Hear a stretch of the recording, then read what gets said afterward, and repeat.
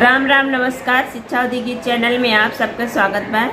तो जितना भी दर्शक भैया बहनी देखत हैं चैनल का हमारे सबका हमारा प्रणाम बा। आज हम आप सबके बीच में लेके आए धान लगवाही गीत। बहुत प्यारा गीत बा, आप लोग जरूर सुनिए गीत के। वीडियो फुल वॉच करिए, चैनल का लाइक सब्सक्राइब करिए, चैनल का सपोर्ट करिए और ढेर सारा प्यार दुलार आशीर्वाद दीजिए। तो चलें सुनिए।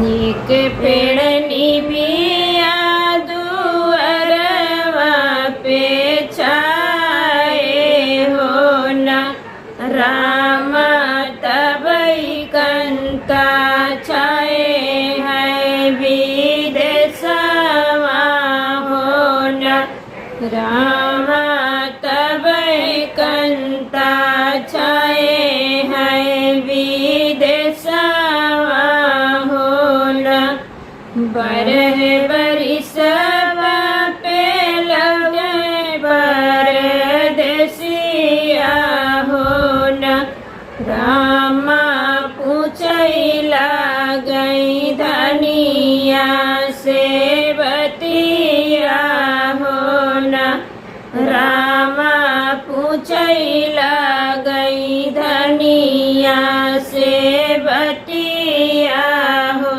न हथवा में पनिया माउनिया में धनवा हो न रामा कंता लगे लैके हम जाई हो न रामा कंता लगे लैके हम जाई हो न हथवा के पानी धारा मऊनी कई धनवा हो न रामा के कर जय जन मल ललनवा हो न रामा के करही जन मल ललनवा हो न थवक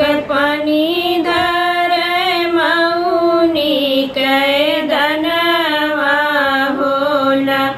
रामा देवरा के जनमल ललनवा हो न रामा देवरा के जनमल ललनवा हो न इतनी वचन जब सुने परदेसिया हो न रामा लोटवा बहाल दुअरवा हो न रामा लोटवा बहावे दुअरवा हो न दन छितराई गए वही रे दुअरवा हो न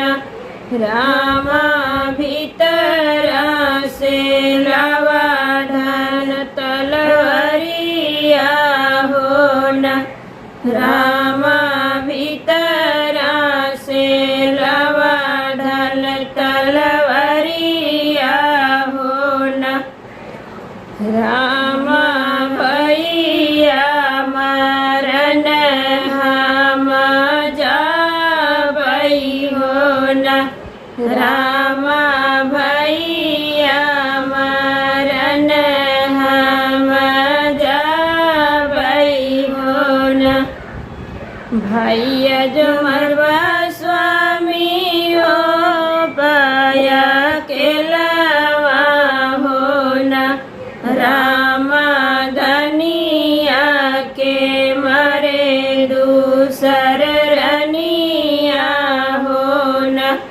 रामा धनिया के मरे दूसर रनिया हो न भयवज मरबा स्वामी होई बाया के लवा हो न रामा धनिया के मरे दूसर रनिया हो न रामा धनिया के मारे दूसर रनिया हो ना।